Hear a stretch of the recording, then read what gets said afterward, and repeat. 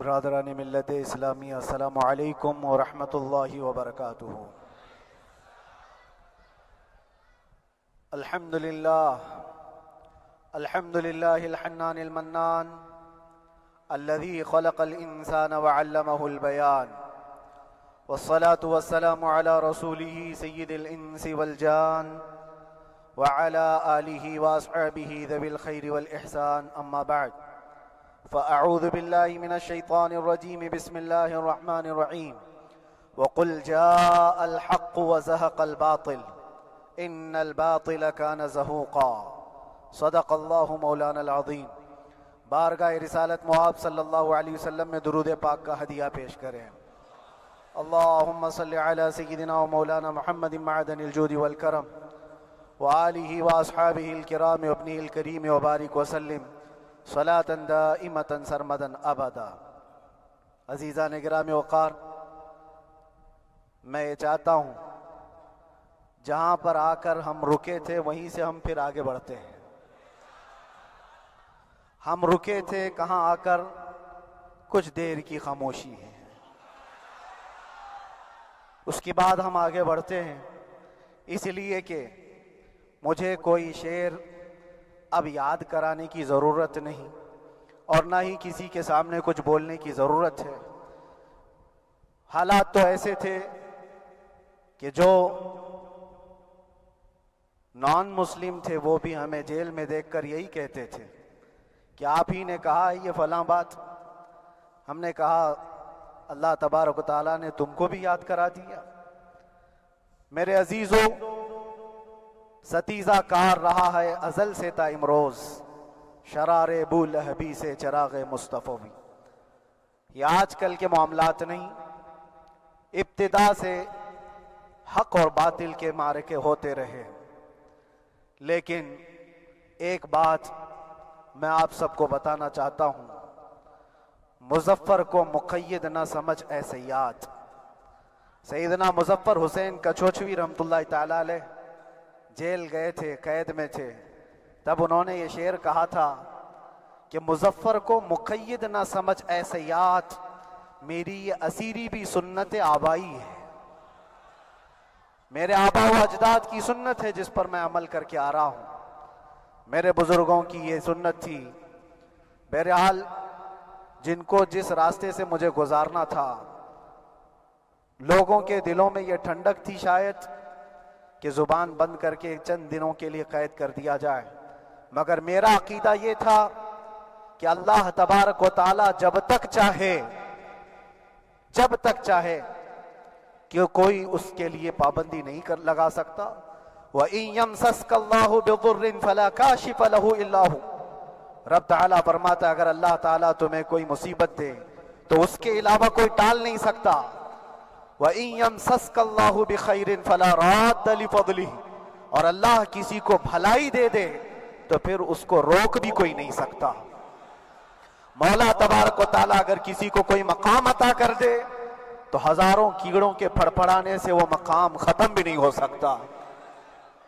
اللہ تبارک و تعالیٰ جس کو بڑھانا چاہے اس کے لیے کوئی راستہ رکاوٹ نہیں بن سکتا، اس لیے کہ ہم نے تاریخ میں دیکھا ہے پیبند لگے کپڑے پہننے والے، پیروں میں چپل نہیں تھے، جن کے ناخن تک اکھڑ جاتے تھے، لیکن وہ جب چلتے تھے قیصر و کسریٰ بھی کانپتے تھے، جن کا ہی یہ نعرہ تھا ٹل نہ سکتے تھے جنگ میں اگر اڑ جاتے تھے، پاؤں شیروں کے بھی میدان سے اکھڑ جاتے تھے، حق سے سرکش ہوا کوئی تو بگڑ جاتے تھے، ارے تیغ کیا چیز ہے ہم توپ سے بھی لڑ جاتے تھے۔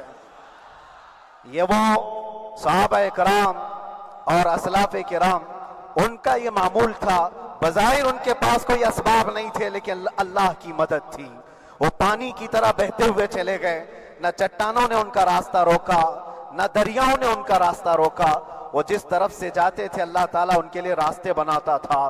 عزیزان گرامی وقار، کون ہے وہ جو دریائے دجلہ میں اپنے گھوڑے دوڑائے تھے؟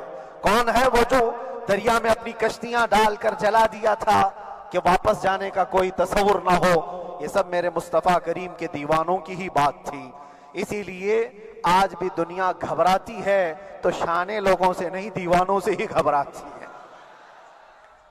بہت زیادہ چالاک رہنے والوں سے نہیں، دیوانوں سے دنیا گھبراتی ہے، اس لیے کہ دنیا کو پتا ہے، دنیا جانتی ہے کہ دیوانہ کہاں دیکھتا ہے کسی کو پتا نہیں۔ اور یہ اس دیوانے کی بات کر رہا ہوں جس کے لیے اللہ کے حبیب صلی اللہ تعالیٰ علیہ وسلم کی عزت و وقار سب سے اول ہے۔ عزیزان گرامی وقار، آج آپ کے سامنے حاضر آیا، یہ میرے استاد گرامی، مربی، استاذ الاساتذہ، برادر گرامی حضرت العلامہ مفتی زبیر احمد صاحب قبلہ ادام اللہ اقبالہ، جنہوں نے دن رات ایک کر دیے تھے۔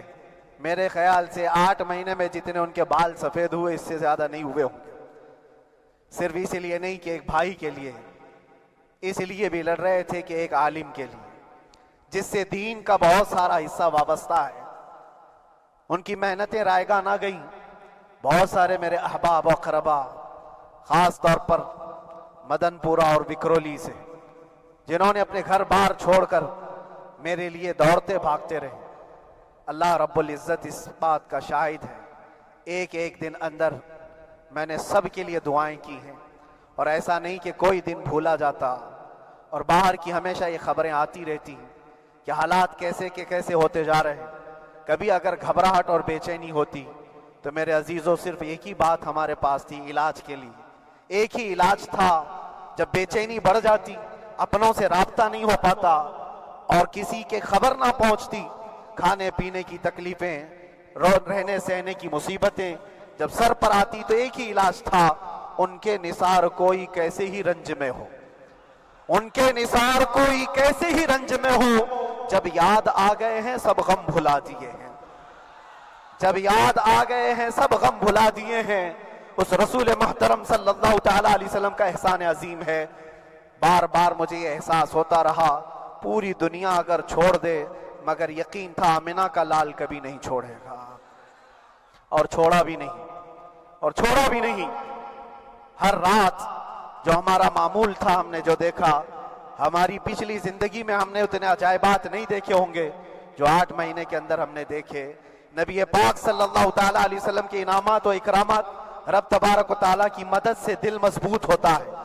عزیزان گرامی، ہم نے تو وہاں ایسے لوگوں کو دیکھا جو ڈپریشن کا شکار ہو کر کافر بھی ہو گئے، اور حالات سے گھبرا کر کے وہ انکار کر بیٹھے، کوئی خدا نہیں ہے، کوئی مدد نہیں آتی ہے، ایسے حالات وہاں دیکھے۔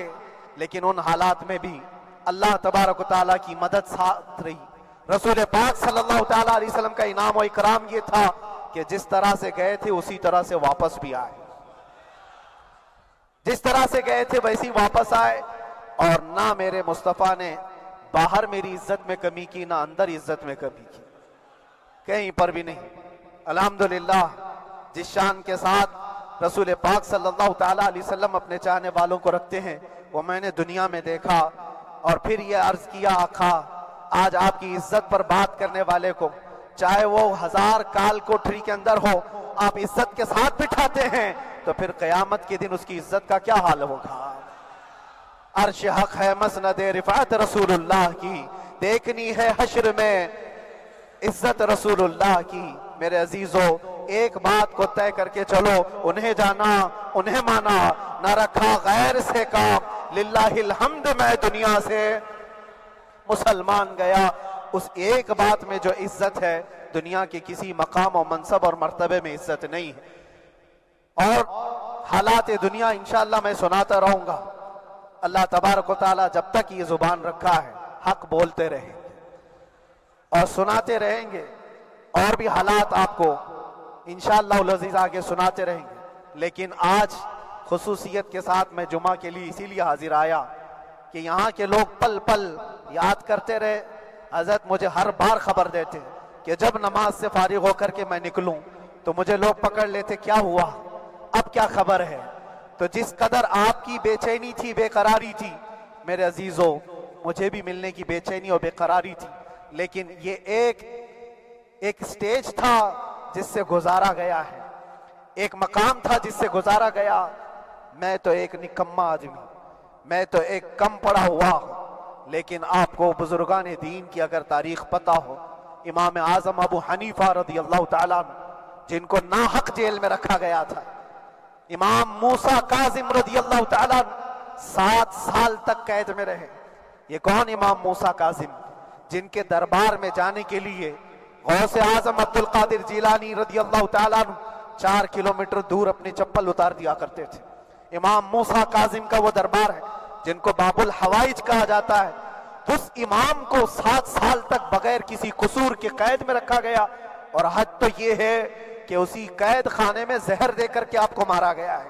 آپ کا جنازہ جیل سے نکلا تھا۔ امام احمد بن حنبل جن کو 5 لاکھ حدیثیں یاد ہیں، نبی پاک صلی اللہ تعالیٰ علیہ وسلم کی، بغداد کے سرے بازار آپ کو ننگی پیٹھ پر کوڑے مارے گئے۔ آپ کو اندازہ ہے بزرگان دین کی ایک لمبی فہرست ہے۔ جب میں وہاں گیا تھا تو ایک بزرگ کی بڑی یاد آئی، وہ تھے حضرت مجدد الفیسانی رضی اللہ تعالیٰ۔ اکبر جیسے ڈکٹیٹر کے سامنے، اس زمانے کے سب سے بڑے ڈکٹیٹر بادشاہ کے سامنے آپ نے حق بات کا اعلان کیا تھا۔ مجدد الفیسانی رحمت اللہ تعالیٰ علیہ نے فرمایا تھا کہ اسلام نام سے جو دین ہوگا وہ محمد عربی کا لایا ہوا ہی دین ہوگا، کسی اور بادشاہ کا بنایا ہوا نہیں ہوگا۔ اس بات پر آپ کو قید میں ڈالا گیا تھا، 8 سال تک قید میں رکھا گیا۔ 8 سال میں بادشاہ مر بھی گیا، بیٹا بادشاہ بنا، لیکن کسی نے آ کر جہانگیر کے سامنے یہ بات رکھی کہ آپ کے باپ نے جس مولانا کو قید میں ڈالا تھا گوالیار کی جیل میں، 8 سال میں جیل کا نقشہ بدلا ہوا ہے۔ تو بادشاہ نے پوچھا ہوا کیا ہے؟ کہا کہ اس مولانا نے 8 سال میں تقریباً 700 قیدیوں کو عالم بنا دیا ہے۔ درس حدیث، درس تفسیر، قرآن کا علم، نمازیں جماعتوں سے وہاں اس طرح ادا ہوتی ہیں جیسے لگتا ہے گنبد خضرا کی چھاؤں میں ہے۔ رب تبارک و تعالیٰ کا یہ احسان عظیم تھا۔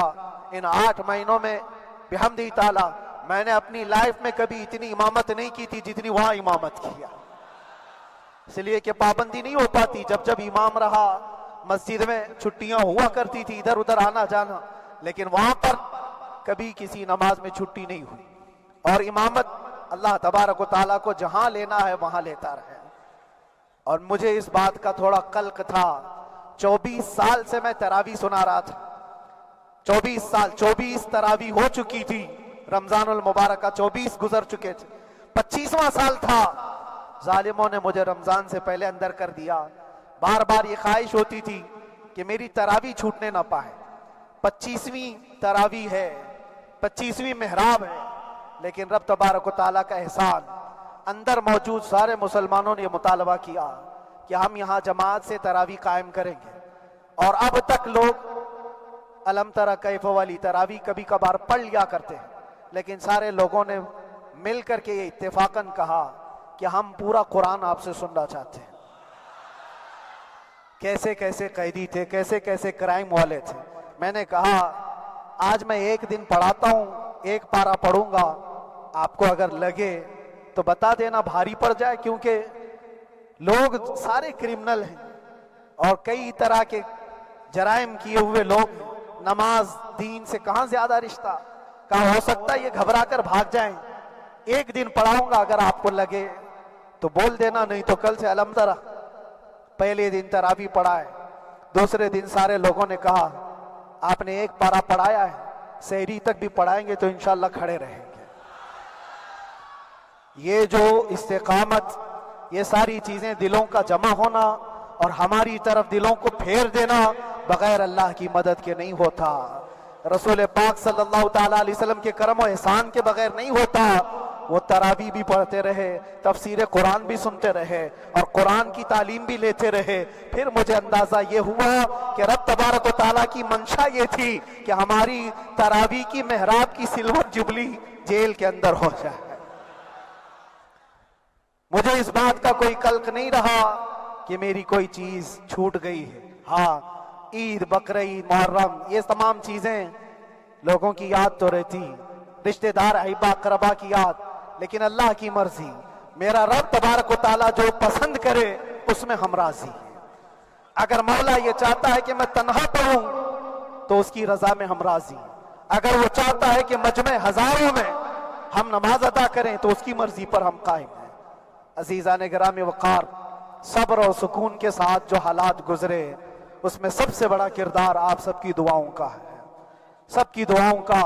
مشائخ، سارے پیران اعظام، تمام سلاسل کے اور ہر مسجد کے امام اپنے محراب اور منبر سے جو دعا کرتے رہے، یہ سارا ذخیرہ میرے لیے اتنا بڑا ہے جس کو میں بیان نہیں کر سکتا۔ ہر ایک کی جانب سے دعائیں، عورتوں بچوں کی طرف سے منتیں، روزے، نہ جانے کیا کیا کر لیا۔ پھر مجھے اندازہ ہوا کہ صرف اپنے آرام، اپنے راحت کے لیے پھڑپھڑانے سے کچھ نہیں ہوگا۔ رب تبارک و تعالیٰ یہ چاہتا ہے کہ پوری امت مل کر کے اس فقیر کے لیے دعا کرے، اور اللہ تعالیٰ کو جب تک منظور تھا تمہاری دعائیں ہوتی رہی۔ بعض لوگوں کو یہ خیال بھی آیا، کچھ میرے احبا اقربا رشتہ داروں نے بھی کہا اتنی ساری دعائیں ہوئی، اتنی ساری دعائیں ہوئی، قبول کیوں نہیں ہوتی؟ ایک بات یاد رکھو، پوری دنیا مل کر کھڑے ہو کر دعا کرے، اللہ کی قدرت پر کوئی کام کرنا واجب نہیں ہے، اللہ پر کوئی چیز واجب نہیں ہے۔ اگر وہ اپنے فضل سے عطا کر دے تو اس کا احسان ہے، اس کا احسان ہے۔ اب چاہے وہ سال بھر میں قبول کرے کہ 5 سال میں قبول کرے، ایک بات یاد آتی ہے میرے عزیزوں، ہماری قید تو 8 مہینے کی ہوگی، ان بزرگان دین کی قید 8 سال 7 سال۔ امام محمد بن حسن عسکری 20 سال تک قید میں رہے، 20 سال تک اندر سلاخوں کے پیچھے بند رکھا گیا۔ یہ اہل بیت اطہار ہیں، ائمہ اعظام ہیں، ان کی تکلیفیں دیکھ کر پھر ہماری تکلیف چھوٹی لگتی، اور پھر نبی پاک صلی اللہ تعالیٰ علیہ وسلم کی یاد آتی۔ صرف اس بات کا ہمیں فخر تھا کہ تم نے کبھی چوری کے الزام میں تو نہیں گرفتار کیا، کسی گھناؤنے الزام میں تو نہیں گرفتار کیا۔ ہاں اگر کسی بات پر گرفتار کیا ہے تو ان سے پوچھو تو اب یہ بولنے میں بھی شرم کرتے ہیں، مولانا کو کیوں گرفتار کیا ہے، مولانا کو کیوں اندر رکھا ہے؟ شرم آتی ہے بولنے میں، کیونکہ انہوں نے کچھ ایسا بولا تھا جس کو بولنے میں شرم آتی۔ کیا بولا تھا میرے عزیزوں؟ یہ ایک الگ کہانی ہے، ابھی میں اس پر کچھ گفتگو نہیں کرتا، اس لیے کہ ہر ایک کو یاد ہو چکی ہے، ہر ایک کو یاد ہے۔ میں اس کہانی کی طرف نہیں جاتا، لیکن اتنا مجھے آج اس ملک میں رہتے ہوئے احساس ہے کہ ابھی بھی انصاف ختم نہیں ہوا ہے۔ انصاف پوری طرح ختم ہو جائے تو اللہ کا عذاب آ جائے گا، اللہ کا عذاب آ جائے گا۔ چند لوگ نا انصافی کر سکتے ہیں، لیکن پوری کی پورے روئے زمین پر رہنے والے انسان نا انصافی کرے، ایسا نہیں ہوتا۔ ہمارے حق میں سپریم کی طرف سے جو انصاف آیا ہے، ہمارے دل میں اس قدر جگہ ہے آج، اور اس قدر احساس ہے کہ ہمیں یہ اندازہ آج بھی ہوتا ہے کہ چاہے کچھ بھی ہو جائے لیکن انصاف پوری طرح سے مر نہیں سکتا، انصاف پوری طرح سے مر نہیں سکتا۔ یہ ہمارا ملک عزیز ہندوستان کسی خاص آدمی کے ٹھیکیداری میں نہیں ہے، سبھی کا خون شامل ہے یہاں کی مٹی میں، کسی کے باپ کا ہندوستان تھوڑی ہے، ہمارا بھی ہے، آپ کا بھی ہے، سب کا بھی ہے۔ اور میرے عزیزو پتہ نہیں، یہ بھی شاید راحت اندوری صاحب کا شعر ہے، اور اس سے پہلے بھی کچھ بولا تھا، وہ بھی ان کا ہی تھا، تو ڈینجر ہی ہوا کرتا ہے۔ اللہ تبارک و تعالیٰ آپ سب پر فضل فرمائے، کرم فرمائے۔ جو چیز خاص طور پر بولنی ہے وہ یہ ہے، ان حالات سے آج جو گھبرائے ہوئے ہیں یہ وہ لوگ ہیں جو عیش پرست ہیں۔ میں کسی کو خاص ٹارگٹ کر کے نہیں کہنا چاہتا، لیکن بہت سارے وہ لوگ جو اثر و رسوخ رکھتے ہیں لیکن وہ آگے آنا نہیں چاہتے۔ دین اسلام پر حملے ہوں، حضور پاک کی عزت پر حملہ ہو، کسی کو بولنا نہیں ہے، کیونکہ پتہ ہے دیکھو اس مولانا کو کس طرح کی ہے، اسی طرح دوسروں کو بھی کر دیا جائے۔ جو کمفرٹ زون میں بیٹھنے کے عادی ہو گئے وہ اپنا ایریا چھوڑ کر ہٹنا نہیں چاہتے۔ اگر میں کچھ کہوں گا حضور پاک صلی اللہ تعالیٰ علیہ وسلم کی ناموس کے لیے تو میرا عیش خطرے میں آ جائے گا۔ اکثر کی یہی سوچ ہے، میرا تو اپنا دھندا ہے، میرا بزنس ہے، میرے بیوی بچے ہیں، ہو سکتا ہے مولانا کو کسی چیز کی فکر نہیں ہوگی۔ آپ کو میں بتاؤں، آپ کو اندازہ نہیں ہمارے دل میں ہمارے بچوں کی کتنی محبت ہے۔ میرے بھی چھوٹے سے بچے ہیں، جب وہ جیل کی سلاخوں کے سامنے آ کر آنسو بہاتے تھے تو دل پر چھریاں چلتی تھی. وہ بچے جو ہمیشہ ہمارے سینے پر سوتے رہے, آج میں ان کو چھو بھی نہیں سکتا.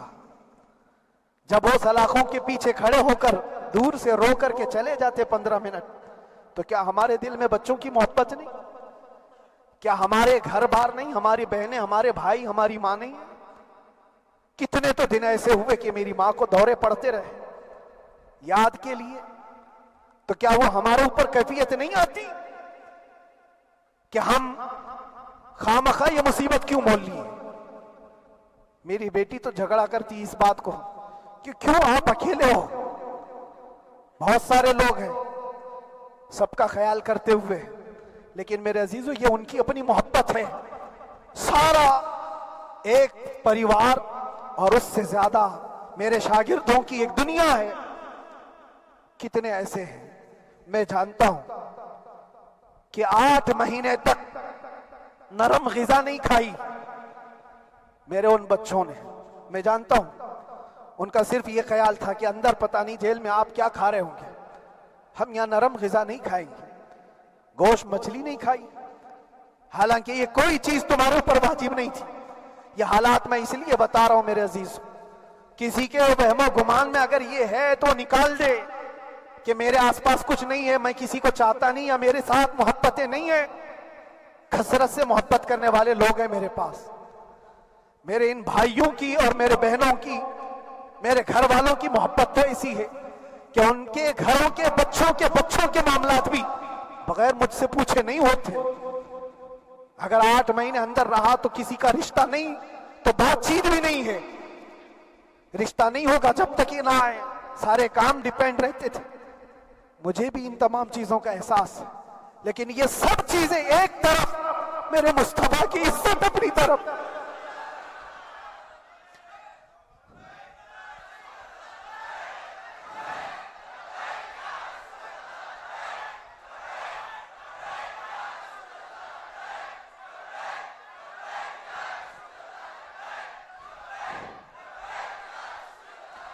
میرے عزیزوں,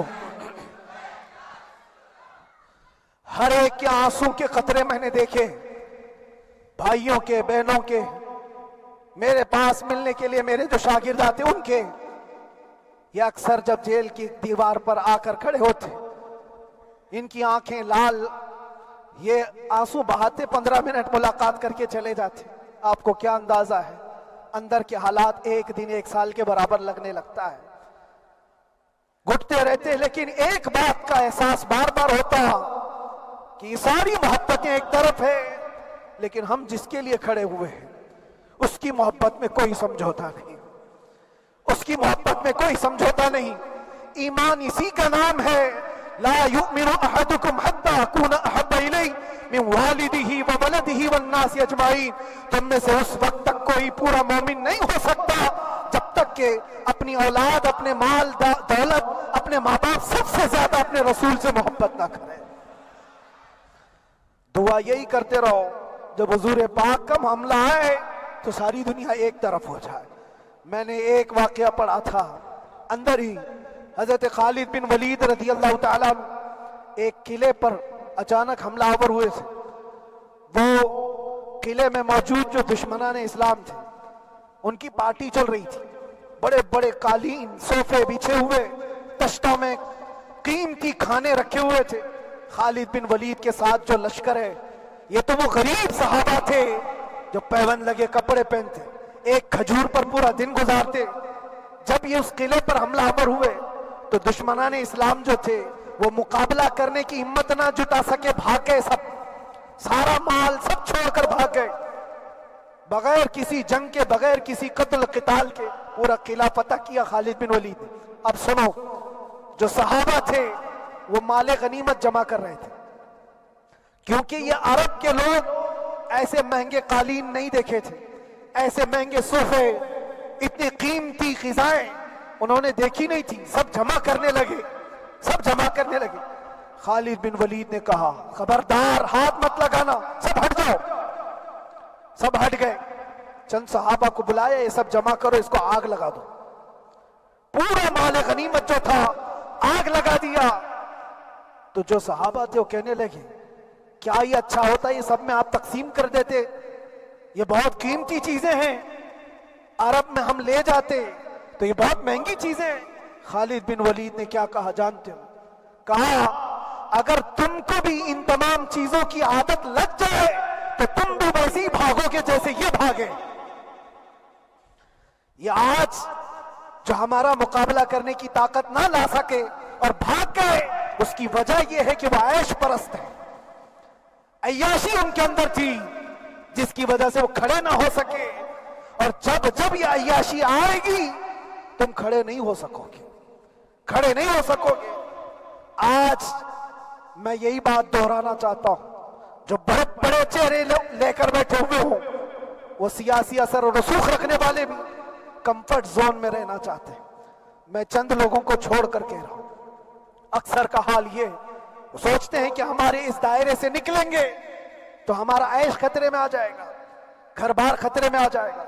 یہ دنیا کی محبت انسان کو بزدل بناتی ہے، بزدل بناتی ہے۔ اس لیے میرے عزیزو، آپ جب کبھی یہ بات آئے، ایک طرف میرا پورا خاندان، ایک طرف میرے عیش کی زندگی اور ایک طرف رسول پاک کی عزت کا معاملہ، تو آپ مجھے بتاؤ آپ کس بات کا فیصلہ لیں گے؟ اسی بات کا فیصلہ لینا ہوگا نبی پاک صلی اللہ تعالی علیہ وسلم کی عزت کی خاطر تمہیں اس بات کا فیصلہ لینا ہوگا۔ اپنا سب کچھ گنبد خضرا کل بھی تھا آپ، میرے نبی سے میرا رشتہ کل بھی تھا آپ، اور بتلا دو گستاخ نبی کو غیرت سنی زندہ ہے، ان پہ مر مٹنے کا جذبہ کل بھی تھا آپ۔ بس یہ جذبہ باقی رہے، ہم کسی کو لڑنے کے لیے، مرنے کے لیے، مارنے کے لیے میدانوں میں اتارنے کی بات نہیں کرتے۔ میں اکثر اپنی تقریروں میں کہا کرتا ہوں، یا آپ سے پہلے بھی کیا، اگرچہ میری تقریروں کو ڈائیورٹ کیا جاتا ہے، آج بھی بہت لوگ ہوں گے، بلکہ آج مدن پورہ کا یہ پہلا جمعہ ہے، مجھے اندازہ ہے پورا ہندوستان نہیں باہر بھی سب کی نظریں اس پار ہیں کہ آنے کے بعد یہ کیا بولتا ہے، آنے کے بعد یہ کیا بولتا ہے۔ سب اسی انتظار میں ہیں، میں سب کو ایک ہی میسج دوں گا، آنے کے بعد وہی بولے گا جو پہلے بولتا تھا۔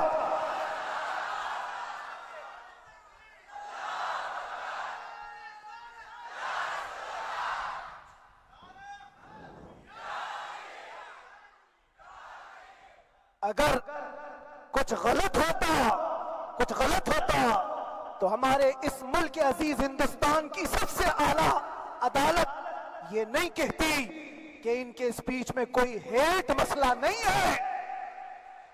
وہ ہمیں اندازہ ہے میرے عزیزوں، ہاں جہاں غلطی ہوگی ہم بھرے اعلان کے ساتھ کہیں گے کہ ہم سے یہ غلطی ہو گئی، ہم سے یہ خطا ہو گئی، زبان پھسل گئی، لیکن جو چیز نہیں ہے تو اگر تم زبردستی اس کو کہو گے تو یہ ہم نہیں مانتے۔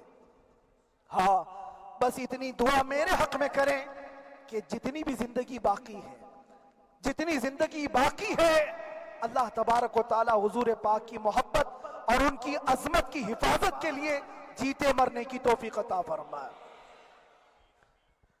ہمارا کام صرف اتنا رہ گیا، جو میسج دینا تھا وہ ہم نے دے دیا۔ اب جو حالات آ رہے ہیں میرے عزیزوں، آپ سب کے لیے بھی میں یہ گزارش کروں گا، دین کی طرف آ جاؤ، سچائی کی طرف آ جاؤ، ورنہ گاجر مولی کی طرح کٹ جاؤ گے، ختم ہو جاؤ گے۔ دین کی طرف آؤ، سچائی کی طرف آؤ، اور اسلام نے کہیں پر بھی تمہیں کسی طرح کے آتنک اور دہشت کی تعلیم نہیں دی ہے، کہیں پر کسی ٹیررسٹ کی کوئی بھی تعلقات کی۔ کہیں مجھے کوئی بات بتا دو، اگر کوئی مسلمان اس طرح کی حرکتیں کر جاتا ہے جس کو یہ لوگ بدنام کرتے ہیں تو ہم سمجھتے ہیں اس کا اسلام سے تعلق نہیں ہوگا۔ اسلام سے تعلق ہوتا تو اس کے اندر صدیق اکبر اور فاروق اعظم کی ادائیں ہوتی۔ آج آپ کو وہ معاشرہ زندہ کرنے کی ضرورت ہے۔ میں نوجوانوں سے کہوں گا، بہت دن گزار لیے ٹک ٹاک پر مجرے، اور تمہارے اس انٹرنیٹ کی دنیا پر جس طرح تم نے آوارگی کر لی ہے، اب وقت کم بچا ہے، آ جاؤ میرے نبی پاک کی گنبد کی چھاؤں میں۔ عزت وہیں پر ہے، انہی کے قدموں میں عزت ہے، اور یہاں پر بھی ہے اور آخرت میں بھی ہے۔ آخرت میں بھی ہے۔ بس اس عزت کے لیے آپ سب سے میں گزارش یہ کروں گا، سچائی کی طرف واپس آ جاؤ، سچائی کی طرف واپس آ جاؤ۔ جو تمہاری نمازیں باقی ہیں اس کو پوری کر لو، اس سے پہلے کہ دنیا تم پر نماز پڑھ دے، اس سے پہلے کہ تمہارے جنازے کی نماز پڑھی جائے، اپنی نمازیں کمپلیٹ کر لو۔ اور علماء ذوی الاحترام کا ادب و احترام اپنے اندر رکھو۔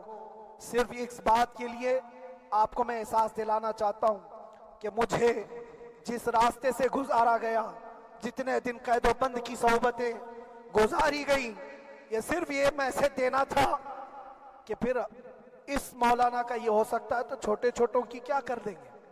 ایسا اگرچہ آ جائے موقع تب بھی گھبرانے کی ضرورت تھی۔ آپ کو پتہ ہے اس ملک عزیز ہندوستان کی آزادی میں 30,000 علماء کو پھانسیوں پر لٹکایا گیا۔ انگریزوں نے 30,000 علماء کو کشمیر سے لے کر دلی تک ہر درخت پر ایک عالم کی لاش لٹکتی تھی۔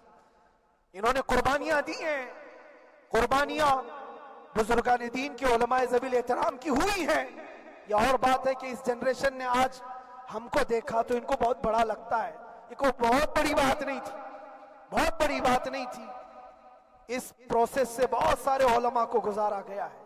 سرکار مجاہد ملت رحمت اللہ تعالی علیہ ایمرجنسی کے زمانے میں 18 مہینے تک قید میں گزارے، 18 مہینے تک ایمرجنسی، وہ بھی ڈکٹیٹر کا زمانہ تھا۔ اس زمانے میں بھی آپ اندر رہے، لیکن باہر آنے کے بعد نہ آپ کے مشن میں کوئی کمی آئی، نہ آپ کی زبان میں کوئی لکنت آئی۔ اللہ والے جو ہیں وہ اللہ کی رضا کی طرف اور رسول پاک کی رضا کی طرف ہوتے ہیں۔ ہم سب بھی اس مشن کو آج یہاں سے زندہ کرتے ہیں، جہاں سے ہم چھوڑے تھے وہیں سے آگے بڑھتے، جہاں سے ہم چھوڑے تھے وہیں سے ہم آگے بڑھتے ہیں۔ کسی کو اگر کچھ برا لگتا ہے تو وہ اس کے سمجھ کا قصور ہے، اس کے فہم کا قصور ہے۔ ہم نے کسی کو ٹارگٹ کر کے کبھی کہا نہیں، بلکہ یہ تو کامن بات ہے، ایک تو کامن کہی جانے والی بات ہے۔ فخر سے اگر کوئی آدمی اپنے گھر میں کہے کیا بات ہے مولانا آج صبح سے تمہارے گھر میں کچھ ہلچل نہیں ہے، کچھ ہلچل نہیں ہے، ہو سکتا ہے تمہارے گھر میں کوئی نہ ہو، تم اکیلے بیٹھے ہو، بیوی کہیں گئی ہے، ماں کہیں گئی ہے، گھر میں کوئی بنانے والا نہیں ہو، گھر میں خاموشی ہے، تو تم اگر اس کو جواب دے دو کہ کچھ دیر کی خاموشی ہے، شام میں آ جائے گی، کچھ دیر کی خاموشی ہے، شام میں آ جائے گی، تو کیا گناہ کیا، کیا گناہ کیا؟ اس کے حالات پر وہ بول رہا ہے، اس کے گھر میں خاموشی ہے اسی لیے بول رہا ہے۔ ہم نے بھی اسی لیے کہا کچھ دیر کی خاموشی، اس لیے کہ ہم جانتے ہیں اسلام وہ نہیں ہے جو یہاں دکھ رہا ہے آج، اسلام تو وہ تھا جو صدیق اکبر کے زمانے کا تھا، اسلام تو وہ تھا جو فاروق اعظم کا تھا، اسلام تو وہ تھا جو عثمان غنی اور حیدر کرار کا تھا۔ تو وہ جو ہلچل تھی وہ خاموش ہے، صلاح الدین ایوبی کا دور تھا، وہ اسلام کی ہلچل تھی۔ تو میرا گھر آج خاموش ہے، اس لیے تو میں پکار کر کے رہا ہوں کچھ دیر کی خاموشی ہے، اور ہمیں اپنے رب سے یقین ہے یہ خاموشی ایک شام ٹوٹے گی، کوئی صلاح الدین آئے گا۔ اور اللہ تبارک و تعالی ہم سب کے اس عزم اور حوصلے کو زندہ رکھے، اور آپ سب کی محبتوں کو سدا سلامت رکھے، اور میرے آقا صلی اللہ تعالی علیہ وسلم کے قدموں پر مر مٹنے کی ہمیں توفیق عطا فرمائے۔ وآخر دعوانا الحمدللہ رب العالمین، لبیک یا رسول اللہ۔